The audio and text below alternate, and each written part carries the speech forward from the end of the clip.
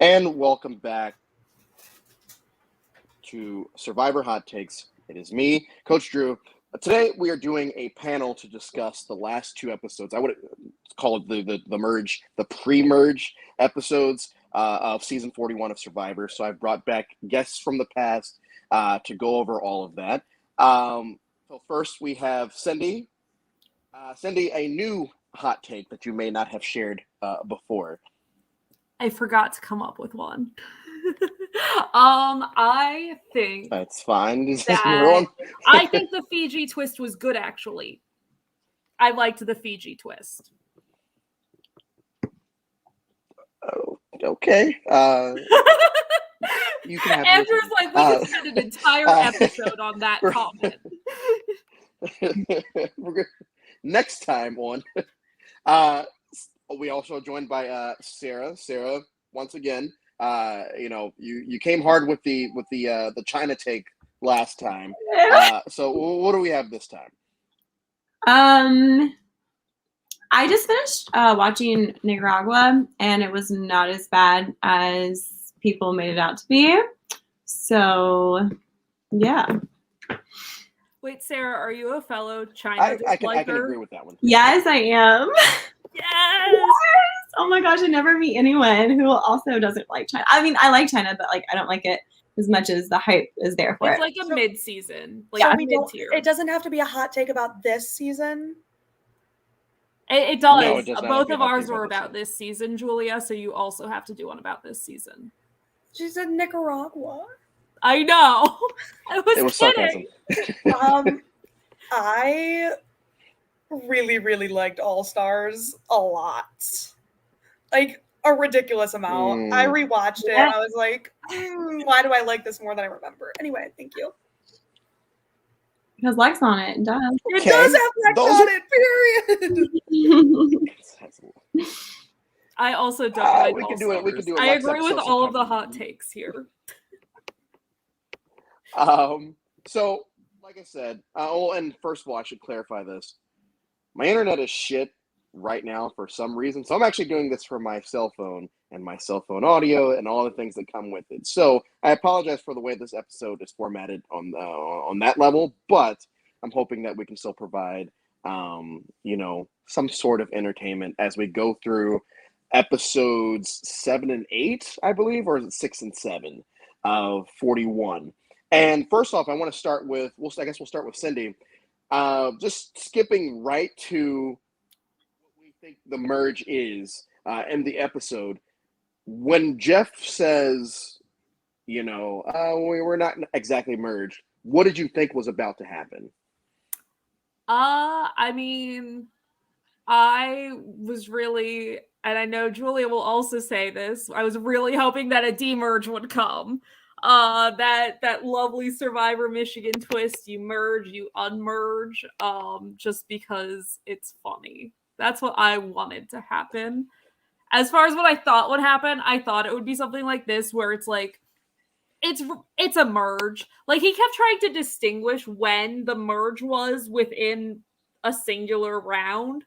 Like Sydney didn't make merge despite everyone being able to vote for her. And I'm like, no, it was the merge as soon as they merged. But that's just my thought. Oh, no, Julia. Yeah, go right ahead. I was hoping, like my favorite season, we would have a Thailand-type situation going on. Hot take. Speaking of hot take. And then Sarah, as he's saying this, are you feeling yourself becoming more agitated as he's explaining the I guess it was very convoluted the way they went about this. So were you getting more frustrated, or you're like, oh, this could be interesting? Yeah, I think I was getting frustrated because when you make merge, you should be able to celebrate and have a merge feast. And the fact that they only let half of them have a merge feast and really celebrate, I'm like, this is not cool. Like, you have waited all of your life to be on Survivor and to make it to merge, and then you can't even fully celebrate. So, yeah. Okay, and so then they have the challenge, and it's one of the things that I have loved about this season, and it's this case with most seasons, is so the challenge aspect of the show I've never really been interested in, but they know how to get you invested in it, especially after Winners at War with the first return challenge. Ever since then, it's just been like they've kept you on the edge of their seat. So even with this challenge, you're watching it happen, and we'll go Cindy again. How, as it's coming to its conclusion, do you have a pick of what tribe you want to win, or are you just hoping for chaos? I'm hoping that the ladies tribe wins, because I thought it sucked that their random draw was a shit ton of men on one side and then a shit ton of women on one side. And oh yeah, like digging challenges on Survivor are the most like physically demanding. So I just wanted that upset of like, men are stupid and can't do the word unscramble, and women aren't that unathletic, but it didn't happen. Oh, it almost killed Beast Boy Cowboy many years ago. So digging's not for every man. And so Julia, going off of that, when their tribe wins, who do you see going home from the losing team? Just in that moment. Just knowing how much power was already inside this game in the form of like advantages and idols and stuff, I had no clue what was going to happen, to be perfectly honest, just because of the pure advantage saturation that was already there. Anything could have happened. Like Liana's power could be used to take something and make whatever was going to happen completely different. It was very up in the air for me, and I just needed to see more interactions with the people. Yeah, to really know what was going to happen. Okay, and so later in the episode, we have the hourglass challenge. Sarah, do you like the advantage? The hourglass advantage. Sorry, Sarah, do you like the advantage, or do you just think? Yes. I feel like, show of hands, does anyone like this advantage? It's called reality hot takes, so I feel like the real hot take is to raise your hand there, but I can't bring myself to do it. Yeah. I will not. So Sarah, go along with that. What did you think as Jeff is showing up and everything is going down? Yeah, I don't think that you should go back in time and change the results of immunity.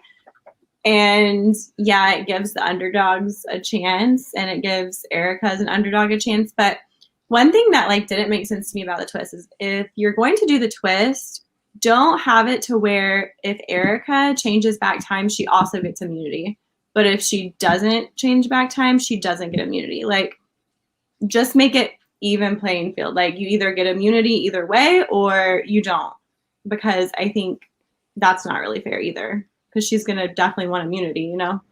Yeah, I completely agree. And I think I was going to say, it completely negates the idea of the advantage or like the twist. There's no real intrigue of what's going to happen, because everyone's like, oh, well, duh, she's going to do it, so she's safe. It takes away any sort of, oh, I wonder like if it's going to happen. And that was like the big thing with the non-elimination episode, was like, ooh, what's going to happen? We all knew.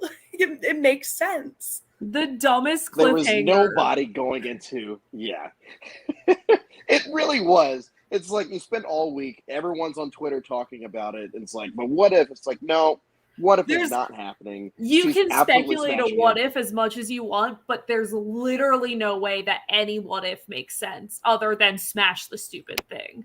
And that's what's so like I think that I would argue there's enough content between the two episodes for it to be a double like episode. I think it should have been a 2-hour episode rather than we're just not gonna, we're gonna leave you on this crazy cliffhanger. Because like, I don't have the hatred of non-elimination episodes. Mm-hmm. I think they can be done well when you leave on a cliffhanger where you're like, ooh, this is a really interesting idea of what situations could happen here. This doesn't have what situations could happen. There's one situation, like no one. The fact that she waited until the next morning, I feel like producers must have been like, "Don't you dare smash it immediately! Don't you fucking dare! We know you want to That do is it exactly right how now." it happened. Yeah.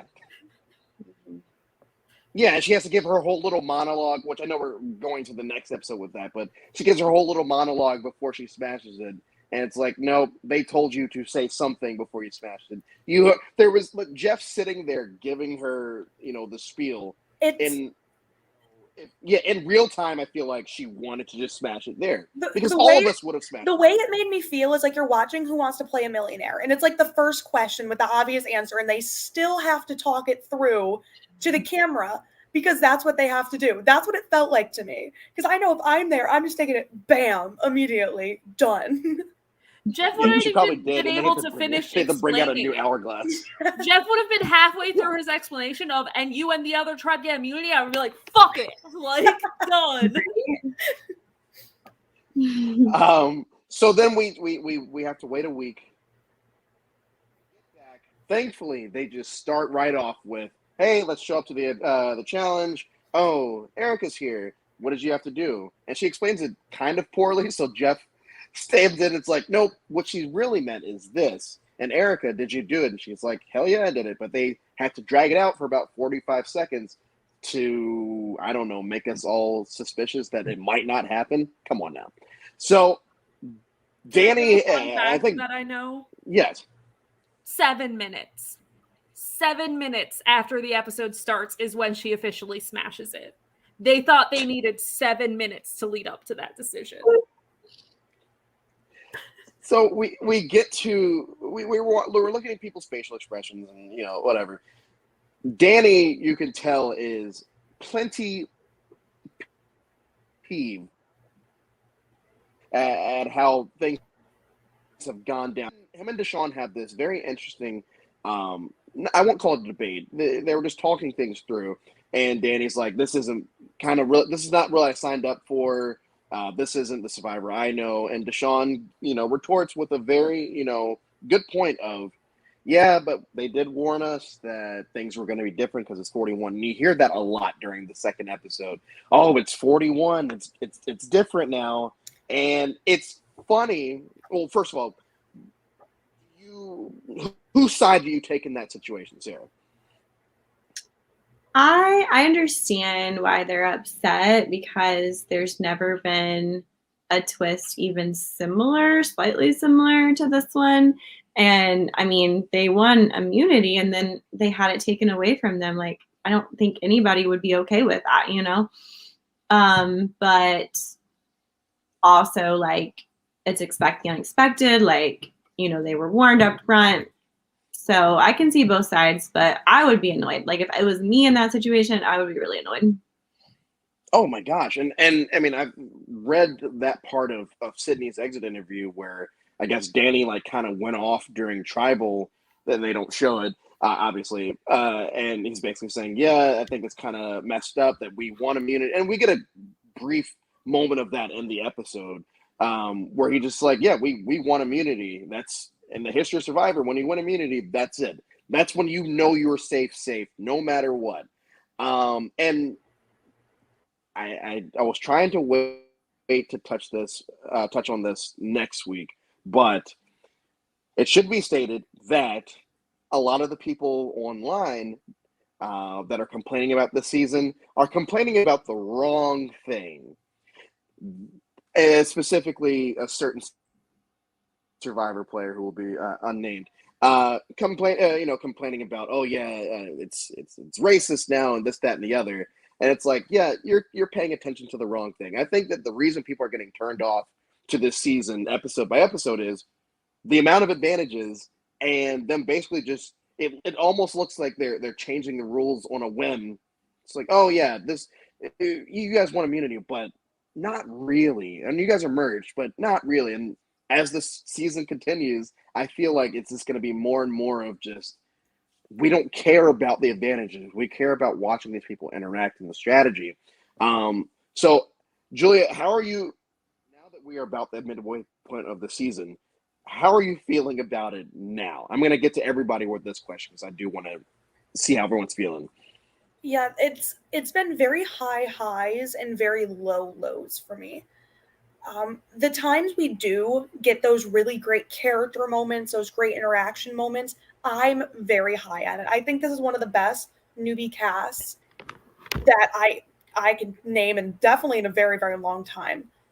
I like seeing them interact, but like a lot, like I said, I've spoken a lot on like the advantage saturation. I think it's been very advantage heavy. I don't like that we spend 10 minutes of every episode watching two people walk on a mountain to make the same decision every single time. I just would like a little less of the advantages, a little less of the summits, and more of those character interactions, because that's why we watch Survivor. We watch Survivor. Yes, we like the strategy. Yes, we like crazy epic tribals, but we love the people, and we love investing in people and seeing the people we want to do well do well. And I feel like we've kind of backed away from that a little bit in an effort to make it more interesting, but what made it interesting were those people. Yes.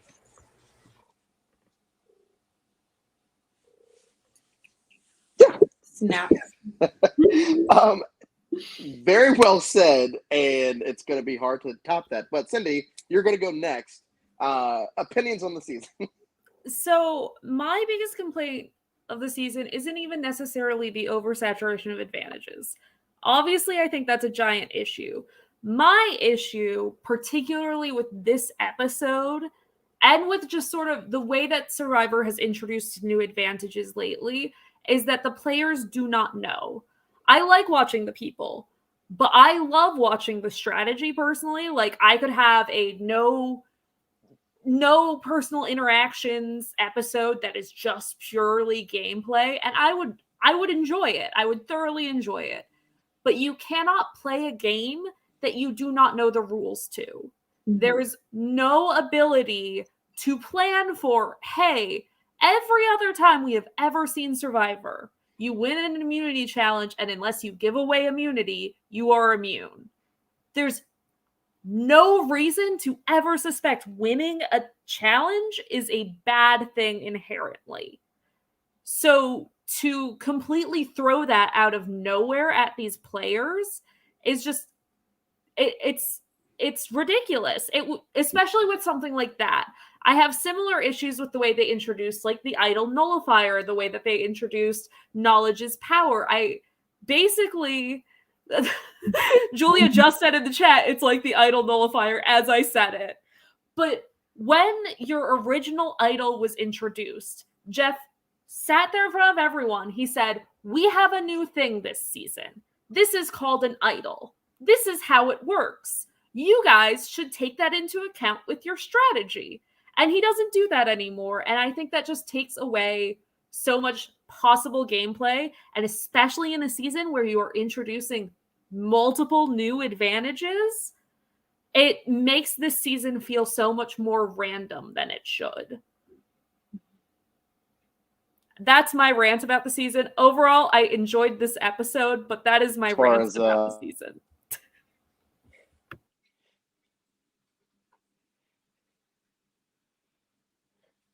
We're 2 for 2 right now on epic rants. So Sarah, if you want to follow both of them, please go right ahead. How are you enjoying this season or not enjoying it now that we're at the halfway point? I really completely agree with both Julia and Sydney, and those were my exact thoughts on this season. I am annoyed at the film time of all the advantages and how we're not seeing character development. Obviously, Heather is a huge issue, and we don't know anything about Heather, where her head is at in this game. And it is annoying that like just the players who have advantages are getting all the edits, and I just don't think it's the Survivor that we fell in love with, to not see a whole dynamic of the cast like that, and their interactions. So that's how I feel on that. And then let's see. I will say that I loved the tribal council that happened. I know we'll get into that later, but that part I was like, okay, I'm living for this. This was one of those highs that Julia was talking about. And we have to take into account that that tribal was so chaotic because of the advantages. So it's like we can hate on the advantages, but at the same time, it did produce really good TV in that moment. So yeah, that's kind of a hot take too. And I mean, yeah, I would agree with that as far as, yes, it did lead to the last, I think, 20 minutes of the episode was held at Tribal. And, Xander had his own, kind of like a hold up bro type moment, which I loved.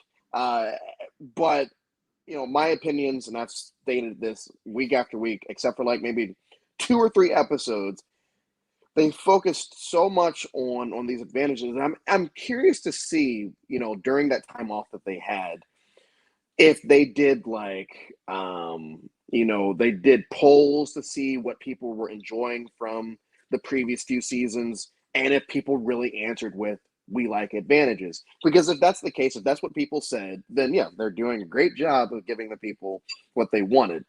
I mean, I know a small sample size of Survivor fans, but I feel like I know a very diverse group of Survivor fans, and the fact that no one seems to be like totally sold and or just hates the amount of advantages, the amount of attention that's been put to them.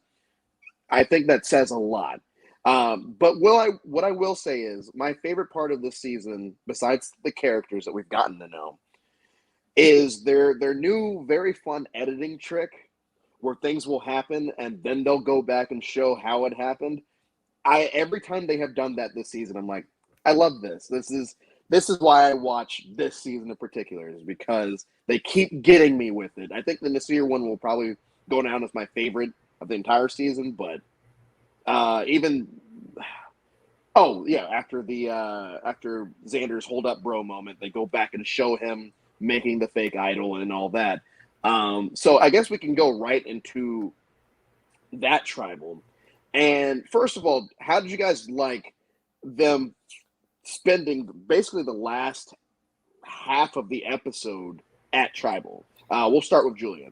Yeah, so I'm gonna do a hot take. I could really go without really long tribals usually. I personally, a lot of the time, would like to see more with the people like interacting and talking strategy out at camp and other things like that, and could usually in a lot of situations go without long tribal. But I really liked it in this point because obviously it was crazy. Obviously it gave us some wonderful strategy on TV moments, but I really liked that at the start of this merge, I will air quote merge, we really got to sit down with everyone, hear their thoughts on things that were happening, and I actually really enjoyed the long tribal. So, and before I'm going to move on to Sarah next, but I'm going back to Heather just because there is a part during Tribal where she is sitting there off camera, like they've zoomed in, she's off camera and she's saying something, but they're not even giving her the time to actually show her speaking as all this crazy stuff is going on. I had to try to figure out who was actually speaking, and then finally they zoom out and it's just her sitting by herself. And I think maybe Erica was also sitting down and not scrambling. So the two of them are sitting down, but the way the camera is focused on everyone else while the talking is going on, because I've never heard Heather speak, I don't know who's speaking to me on screen. So that was frustrating. But yeah, Sarah, how did you enjoy the longer time we spent at Tribal? Yeah, I agree with Sydney that it should have been a 2-hour episode because then the hype would have been built up even more for that long Tribal, because I think as Survivor fans we're like, oh damn, it's already Tribal. Like, we feel like we didn't get enough content in one episode. So I think they should have made it a 2-hour episode, but I love the long Tribal. I loved the live Tribal.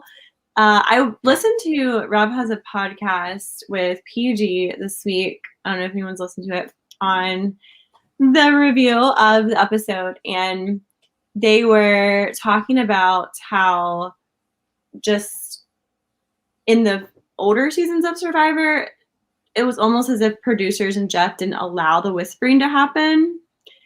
But in the newer seasons, it kind of just happened and they were like, okay. But PG said something about like when she was in a tribal at China, someone said like, hey, can I go tell someone this? And Jeff was like, no.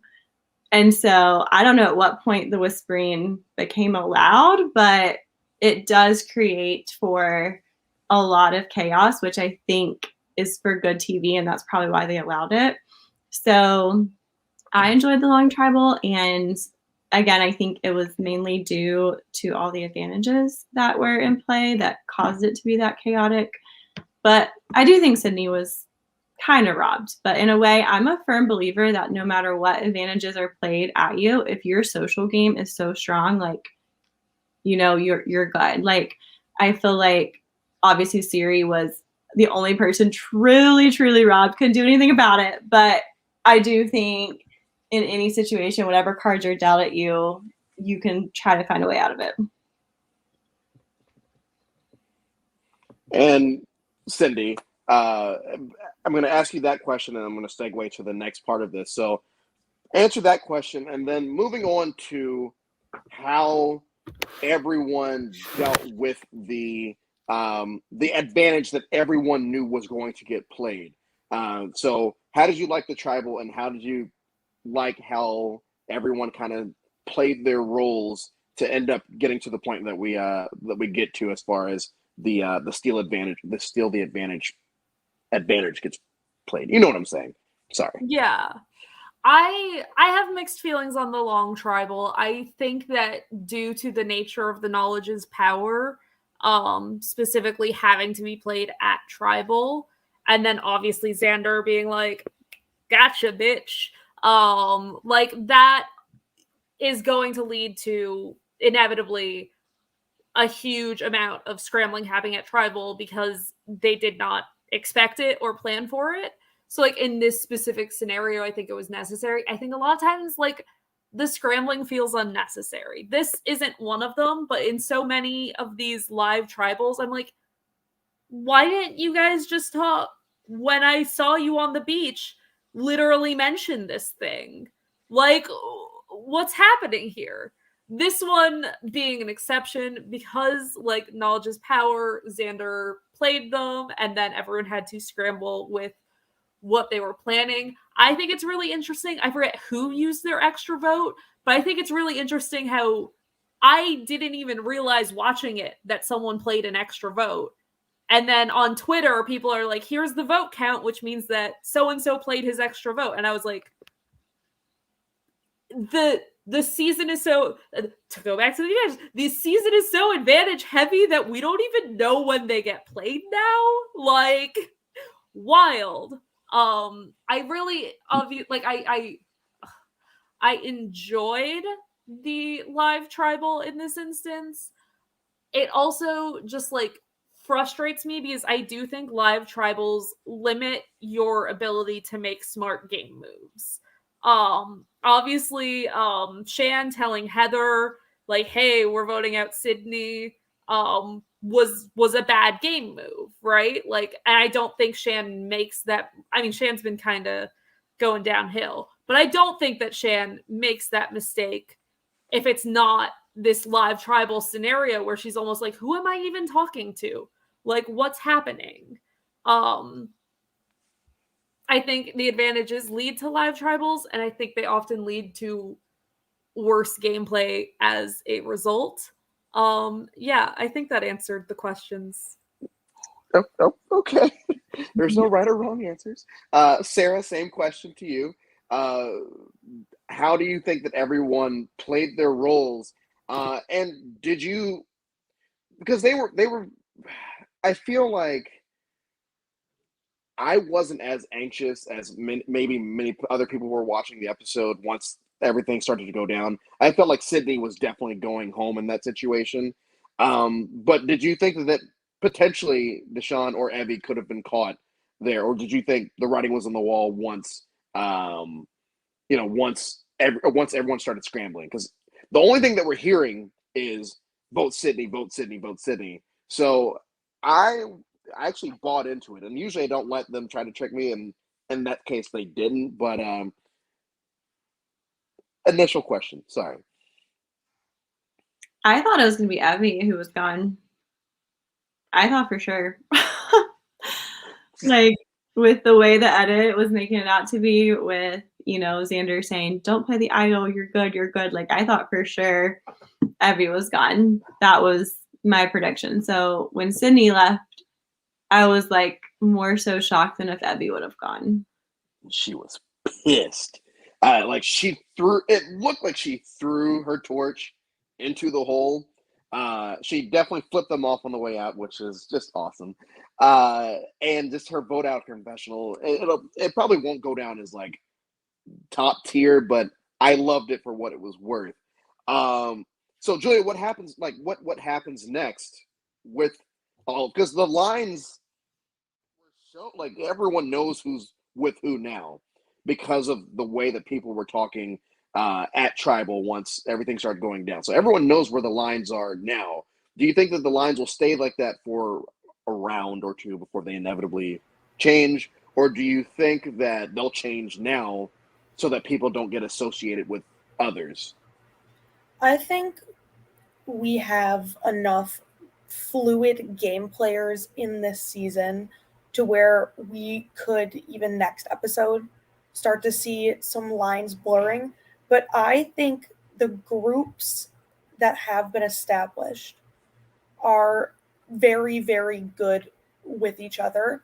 And personally, I think for a couple rounds, they will try their best to stick with each other until obviously it gets to the point where, okay, gotta build my resume, gotta set myself up for the end. We all know how it is with games like this. But I think, at least personally, for a couple rounds, that these groups will kind of try to stay together and just maneuver around each other to get what they want. Okay. And as we start to wrap up with everything, I do want to also touch on and for people that tune in next week. I don't know when the episode will come out, but next week I'm interviewing someone where we'll be talking at length about how this season has gone with the broader public when it comes to race, because of course. So stay tuned for that.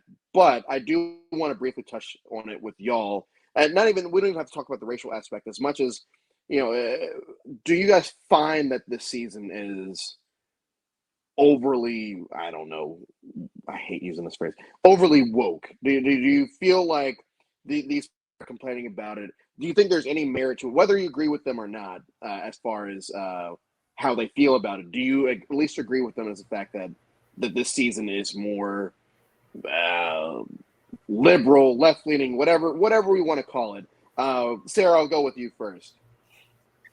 I think it's like what you said. People are focusing on the wrong things. Like, I don't get why people are focusing on those little issues that make Survivor more woke or whatever. Like the "come on in, guys" thing. Like, people had made such a big deal about that, and I'm like, it's okay. It doesn't matter. Like, this is not what we should be focusing on. So I think people are just, obviously, like, the really old school Survivor player fans are wanting it to be like that, but there's a lot of like great that's come out of this new season, like the diversity in the cast, and there's a lot of really great things. I do think it looks like Jeff is trying a little too hard, like just all season, like yes, just yes, he is. So I think that it's kind of like, is it really authentic that they're trying to like, make this change, or does it seem very like produced? So yeah, it doesn't really come across as authentic if it looks like they're just trying really hard, Yeah, I think Jeff, like you said, Jeff is. We'll talk about that one day. Julia, same question to you. For Survivor standards, yes, this is extremely overly woke, but in real life standards, no. to go off what Sarah said about, like Jeff trying too hard, completely agree. Survivor has never had a great track record of handling difficult situations and topics well. Obviously, Thailand, the Gambia situation, Island of the Idols, all of that. Survivor has never done a good job of talking about race, talking about sexuality, like women's issues. Over the past few years, they've gotten a little better. They've tried to put some of that stuff in there, but it's really been a point of contention for a lot of years. You can go on YouTube and look up like cringy Survivor moments, like can't like moments like in Survivor that should be canceled, and you'll see a lot of things from 20-15 years ago that are just horrible that were on our television screen. And obviously it's 2021, it's a new time, and it's about time that Survivor started to catch up with the rest of the media and the rest of the things that are on our TV screens and became more inclusive and more open to talking about these issues. At least that's what I personally think. Okay. And Cindy, close it out. No, I don't think it's too woke. Point blank, period. Really? Yeah, to me it's quite black and white, but I also think there's a clear distinction in my head of the way that Survivor has grown and the way that Jeff Probst is attempting to be there. Because I think, the casting choices this have been fantastic. And I don't think anyone, there's many an article about, Black players on Survivor being edited as stereotypical Black people rather than as full people, or any minority. You can see those in the edits. I don't think that I would consider any person in this to just be a stereotype of their identity. And I think a huge thing that is very sort of under talked about is we know Evie goes by she, they, everyone knows it, and it hasn't been addressed on the show at all. And I think if Survivor itself were being the way that Jeff Probst is being, that would be shoved down our throats. We would have had 20 scenes of people being so what are they pronouns? And then Evie having to be hello, I occasionally use a they pronoun. Let me be your educator on all trans issues. And I'm very happy Jeff has not attempted to address it. And please never do, Jeff. I would like it if Jeff honestly Jeff needs to sit back. I think he did a great job when Jamal was on the season of sitting back and letting Jamal do the talking about things. Mm-hmm. I think he needs to learn that's your place, Jeff. You do the sitting, and if someone wants to bring it up, they can bring it up. But you sit there, you keep your mouth shut. You do your little other things. Breaking the fourth wall. Here they come. Yeah, guys. You break the fourth wall for some fucking reason. I don't know. But you do those things. We know, Jeff. We know your history, Jeff. We don't expect you to be the most woke guy. We've seen you on our TV for 20 years. We've seen you date contestants and kind of icky things. We're not expecting the world from you. So I think him being the way that he's being about it is making it so much worse than the way that Survivor is actually happening. I think had this season happened and Jeff Probst just sat back and let any diversity things happen, drops the guys without asking anyone, if Jeff just doesn't mention any of it, I don't think a single soul complains. I think it's specifically Jeff mentioning it that's kind of the problem. Mm-hmm. Yes, and I agree with that 100%. And it sounds like we're all kind of on the same page with that. So before we head out, because Sarah's on, I do want to do a what's the phrase? A power rankings thing. This is our top 3 people that we are now seeing potentially winning the game. I guess I'll go last. Cindy, since you were already talking, just top 3 people that you now see winning the game. Not necessarily who you want to win. Just the 3 that you think, okay, based off of how everything's going, they probably have a better chance than others. Wild hot take, Xander skyrocketed in my power rankings. I think it's a big move, but I honestly don't know that people will think Xander's smart enough for it to be his move. So I don't know that it puts that giant target on his back that it should. And then, as I said last time, I think Ricard has a good shot. And then I can't think of a third, so someone else go. Okay, Julia, maybe you're Nasir, but I still think Nasir gets like 8th. But like I want Nasir, so he's higher in my power rankings than he should be. No, I'm gonna echo what Cindy said. Very high on what he did last time. I was very impressed, and I do, because he kind of, so far at least what like we've seen, kind of like he makes a lot of mistakes, kind of, like the dumb young kid, but it was a good move. And I think if he continues with like this high level of strategy, and obviously he's personable enough, like I could see him making a very deep run. Again, echoing Cindy, Ricard always been high up there. Although I'm not the biggest Ricard fan, it's undeniable that he's been doing very well in this game. You can't not say that when you survive to a 2-person tribe. And for my personal power rankings, even though this is so not right, because I have her as my winner pick on like every draft, Queen Erica, please pull it out. Thanks. and Sarah. Yeah, so Tiffany's been my winner pick since day one. I'm still standing on Tiffany as winner pick. And I could see her sitting next to Nasir possibly, and possibly Heather as a 0 vote finalist. I would feel sad if, like, we never got to see Heather and then she ended up at the end as a 0 vote finalist, but I think that could possibly happen. And then I think Ricard's going to make it far. I could see him having this big moment of betrayal to Shan and voting her out. And then I could see him going out at Final Four and being all dramatic. So yeah, those are my predictions. I do agree that, yeah, the more that the episodes progress, I don't think Nasir is going to do it. He's still going to be in my top 3 just because I got to roll with my boy. So I've got Nasir, I've got Tiffany, and who's my third? Oh shoot! Oh, I'm back on the Deshaun train after taking a couple weeks off.